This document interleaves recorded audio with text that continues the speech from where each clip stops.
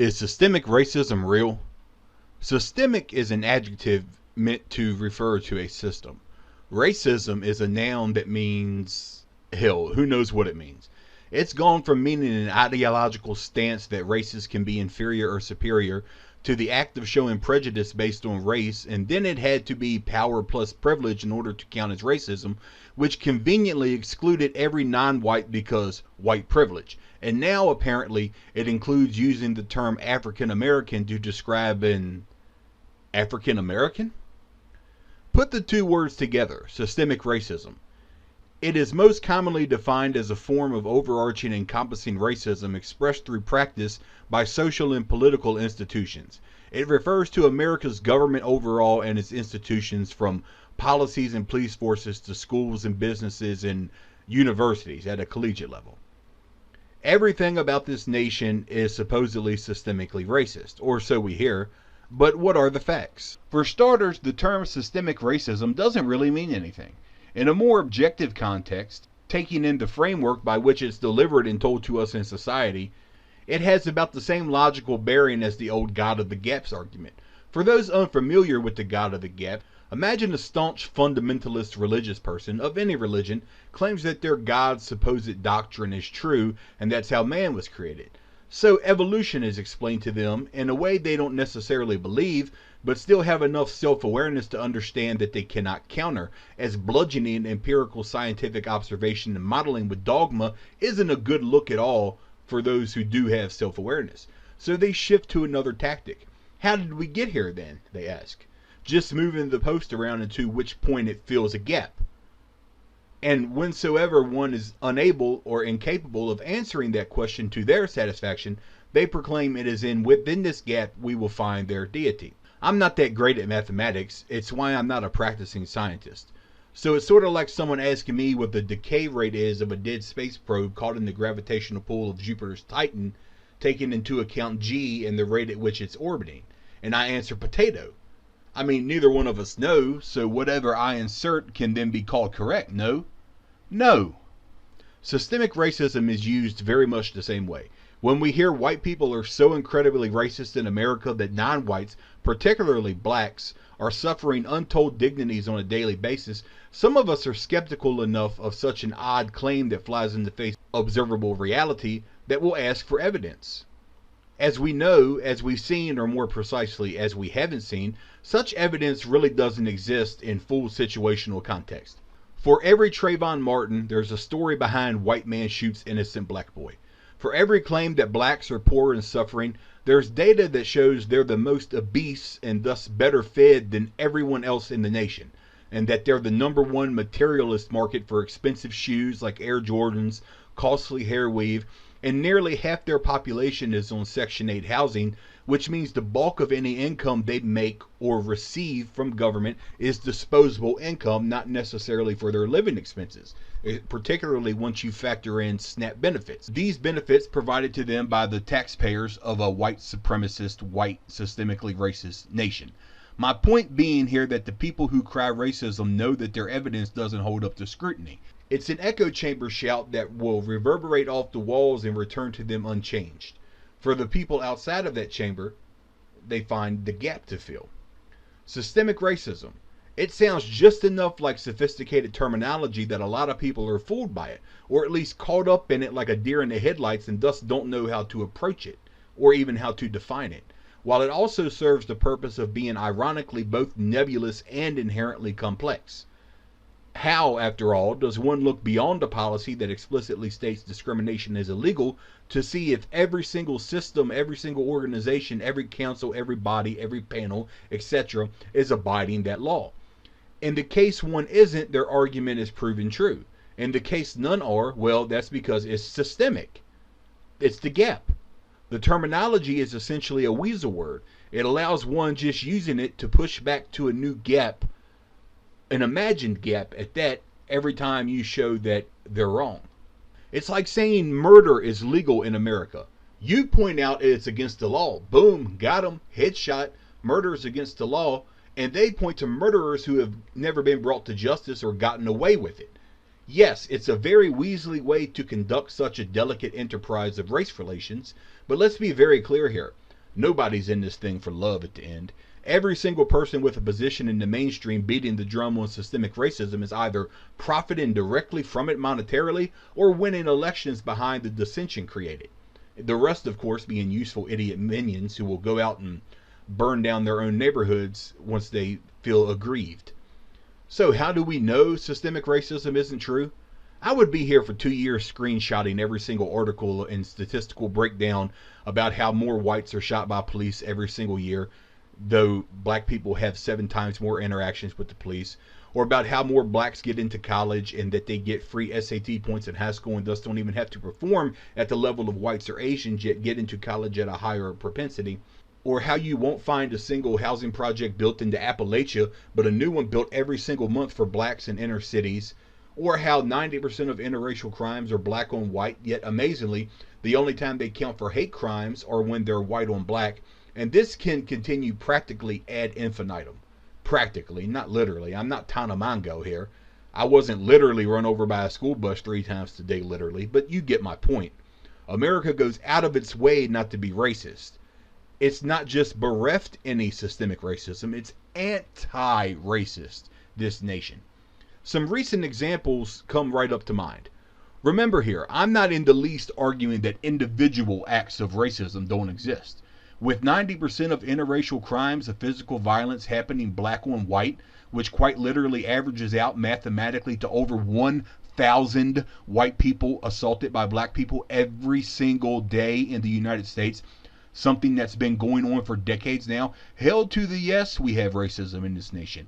Ironically, however, America is so anti-racist that they refuse to charge these as hate crimes, media refuse to report on the pandemic of incidents, and our institutions disallow such rhetoric brought up even conversationally, much less with an accusatory tone about it.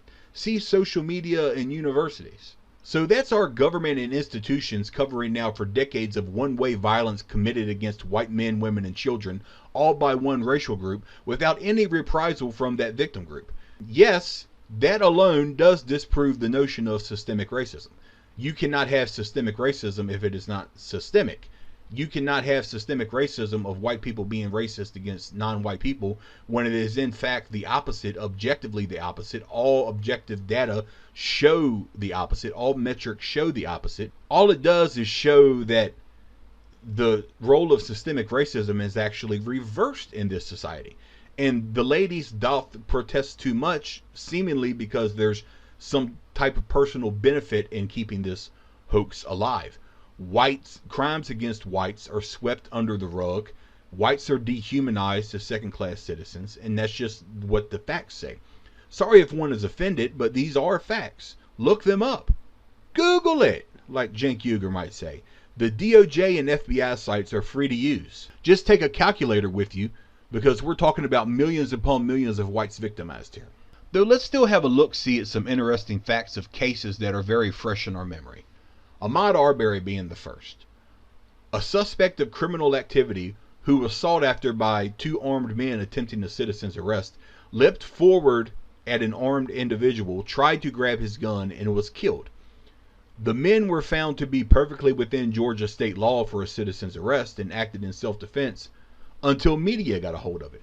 Now the narrative is that Arbery was innocent, just jogging along minding his own business, and 2 Klansmen hunted him down, committed premeditated murder, and nothing else about that case matters. Nothing else about the case matters. Why does it matter what media say? Focus up. This is the important part. It's because the government in Georgia, an American state, supposedly inherently systemically racist and discriminatory against black people, decided that the outrage mob of black people created entirely by a media hoax overrode the law. The men have been charged with murder. How is it possibly, I mean that sincerely and honestly, how is it possible to argue that a legal system that enacts mob justice for the benefit of black people's emotions at the detriment of white people's lives is possibly in any way systemically racist against black people? It's not possible. A systemically racist government is racist. It doesn't care about black people, much less their phony put on emotions over someone they don't even know. It holds whites up as superior and doesn't placate black emotions. But what we see is anti-racism here. We see a government going so far out of its way not to be viewed as racist that the idea of justice has completely been done away with. They're even trying to charge the guy who filmed the video and tried to help the police, painting him as some third-wheel Klansman there for backup. You can't have it both ways, unless you're black, of course. Then you can see this travesty of Western justice turning back into frontier justice, yet still wring your hands and moan that it's systemic racism, interchangeable with individual racism, by the by, per their beliefs that Arbery was hunted down for being black and was but a mere innocent jogger. Though what about another case? How about Central Park Karen? This one's really fresh. A supposed bird watcher in Central Park left a social media post claiming that he intentionally went out with dog treats in his pocket in case he needed to intimidate dog owners by compelling their dogs to do what he wanted them to do. Yes, this is factual. He admitted to it. In the very same post he showed to garner sympathy as the victim of some horrible racist incident. He accosted an innocent woman and tried to compel her to follow park rules, something that whites are often called racist for urging blacks to do. Damn, black people out there just trying to live at barbecues with their music cranked to 11, and Karens can't mind their own damn business. But it's different this time because it's a black person putting a white person in their rightful place as inferior and subservient. So media ignore entirely that the man premeditated all of this. He set bait for a trap and finally got a white person to fall into it. And he admitted to all of this in his post. He threatened her dog. He admits to threatening her dog and only then starts recording video once she starts flipping out in fear for her and her dog's safety. And he turns the video over to social media, not to police, intentionally so that the white woman is tried in the court of public opinion. That's an important thing on which to focus here. The fact that our government, supposedly systemically racist, is swayed by public opinion outrage over racist incidents.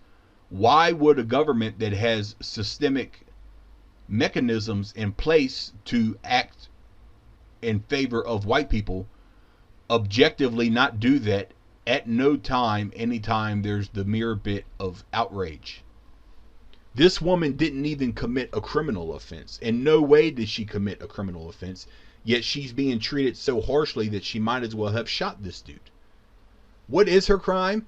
Calling the man African American. Literally, that's her crime. She didn't say he was nigga. I'm 100% nigga. She didn't call him any racist names. She didn't tuck her purse and run. She told a man threatening her dog, who literally admitted to threatening her dog, that she would call the police and tell them an African American man was threatening her dog, which was an accurate description of the situation. And this systemically racist nation of white bigots instantly turned against her, ruined her entire livelihood, forced her to apologize, took away her dog, and now the New York City Human Rights Commission is investigating her, which is a council in one of America's most progressive cities that can fine her whatever amount they want, force her to do community service, and force her to apologize as many times as they see fit, until which point blacks are satisfied. So, any millennium now, right? The kicker here, which is everything we need to know, the New York City Human Rights Commission, which is a crazy Orwellian progressive body punishing wrongthink, in the most racist white city in the most systemically racist nation on earth, has, wait for it, an Indian standing in judgment over whites, decreeing whether or not white people have offended minority sensibilities. In fact, get this. Seriously, get this. In a white supremacist nation, in the most popular racist city in the white supremacist nation, there is not one white male on the law enforcement bureau of this commission, and only one white person. Everyone else is Jewish or a person of color, with the majority being female. That's enough. Seriously, that is enough. I'm done. The notion of systemic racism in this nation is ridiculous. That isn't at all to say that individual cases of racism don't happen. They surely do, mostly non-white to white. Though to believe America as a nation is in any way systemically racist is to simply exist in an alternate reality wherein advocates and profiteers push racism back into the gaps that most won't explore, and they do this for their own benefit to keep alive a hope that ensures non-white people are the most privileged class in American society. Good day, sir. I said good day.